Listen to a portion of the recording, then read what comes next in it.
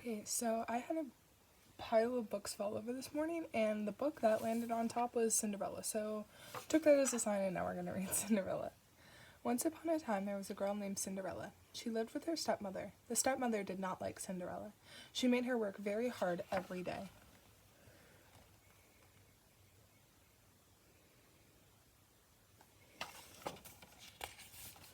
Cinderella had two stepsisters. Their names were Drizella and Anastasia.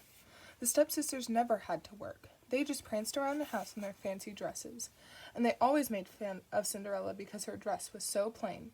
One day a letter came to the house. "Drizella, Anastasia," cried the mother, "listen to this." She read the letter. It said, "The king is giving a ball tonight. His son the prince will choose a wife. Every girl in the kingdom must be there."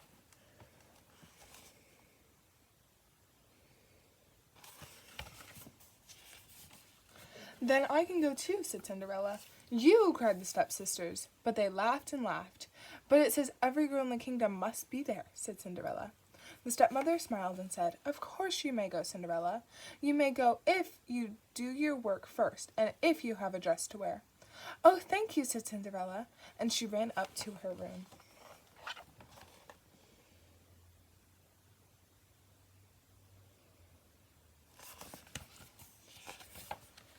Some mice lived in Cinderella's room. They were Cinderella's friends. She had even made little clothes for them. "Guess what?" she cried. "I'm going to a ball at the palace." "Hooray!" cried the mice. Then she showed them an old dress. "It just needs a little mending," said Cinderella, "and maybe a sash and some beads to make it pretty." "Yes, yes, Cinderella," said the mice.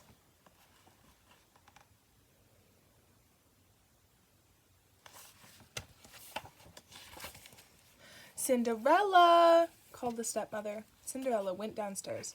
"I want you to clean the floor and wash the windows and dust the drapes," said the stepmother. "But I did that yesterday," said Cinderella. "Do it again," said the stepmother. Cinderella worked as fast as she could, but there was always one more thing to do. "Cinderella, Cinderella, Cinderella." "Oh dear," said Cinderella, "I will never have time to mend my dress."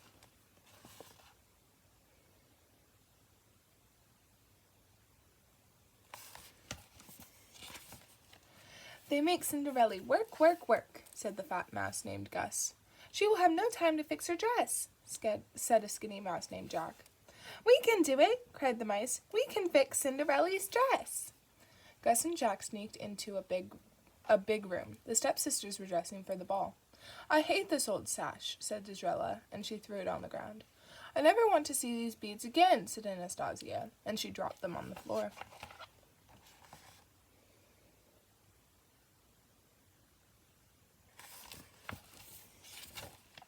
Jack grabbed the sash. Gus grabbed the beads. They took them to Cinderella's room. "Look, we found these," said Gus. "Now we can make Cinderella's dress really pretty," said Jack. They measured, they cut, they folded, they sewed. They worked and worked as fast as they could. The hours went by quickly.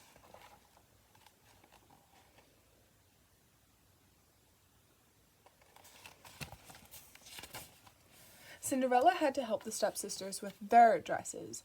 When she was done, the stepmother said, "It is time to go to the ball, girls. Are you ready, Cinderella?" "No," said Cinderella sadly. "I did not have any time to fix my dress." "Too bad," said the stepsisters. "You must learn to work faster," said the stepmother. They watched Cinderella go up to her room.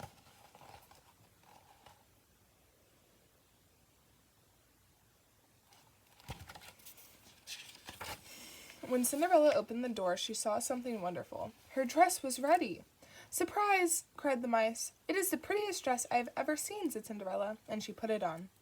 Cinderella ran down the stairs. "Wait," she called. "I can go now. I have a dress." The stepmother and the stepsisters could not believe their eyes.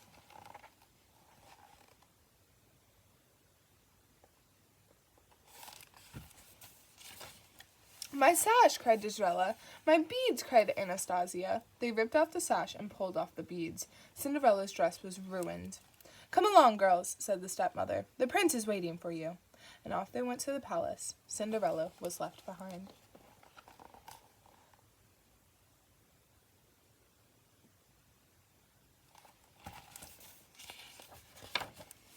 Cinderella ran into the garden. The mice ran after her. How I did wish to go to the ball, said Cinderella. But it is no use. Wishes never come true. Never, my dear, said a voice. Cinderella looked up. There was a little woman with a wand. I am your fairy godmother, she said. I am here to give you your wish.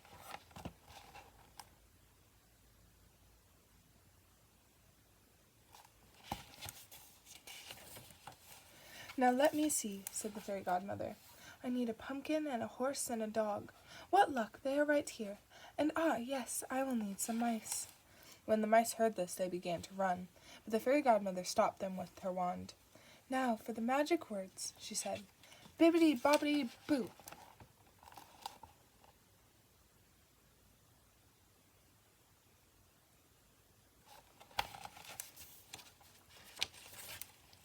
She waved her wand. The pumpkin turned into a coach, the horse turned into a coachman, the dog turned into a footman, and the mice turned into little white horses.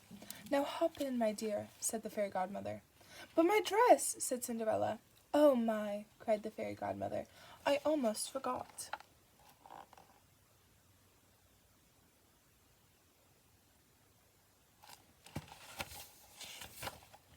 She waved her wand again. Cinderella looked down. Her dress turned into a white gown.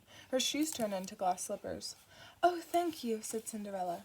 Now hop into the coach, said the fairy godmother.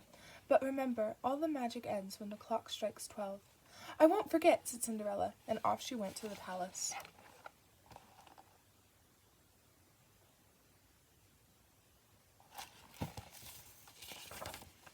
At the ball, the king was complaining. The prince has met all the girls in the kingdom, he said, and he has not found one he likes. Give him time, said the Grand Duke. He has had enough time, cried the king. Just then Cinderella came into the ballroom. When the prince saw her, he bowed. May I have this dance? He asked. Yes, said Cinderella.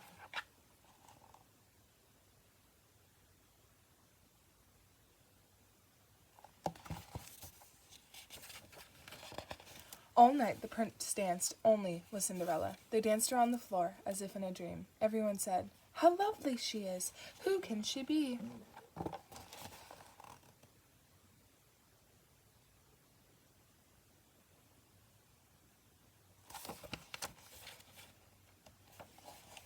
The hours went by quickly. Suddenly the clock began to strike midnight.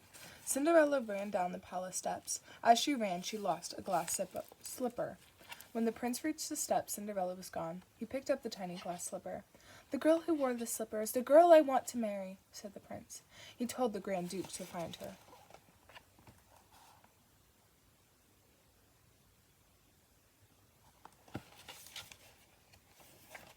Even before Cinderella was home, the magic ended. The coach turned back into a pumpkin. The coachman turned back into a horse. The footman turned back into a dog. And there were Cinderella and the mice, just as before. The next day, the Grand Duke took the glass slipper to every house in the kingdom. At last, he came to the house where Cinderella lived. Cinderella was up in her room.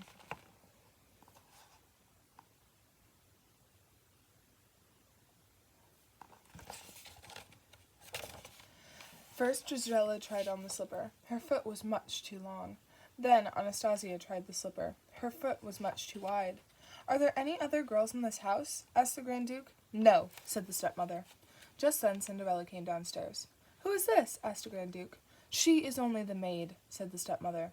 I don't care, said the Grand Duke. She too must try on the slipper. It fit perfectly.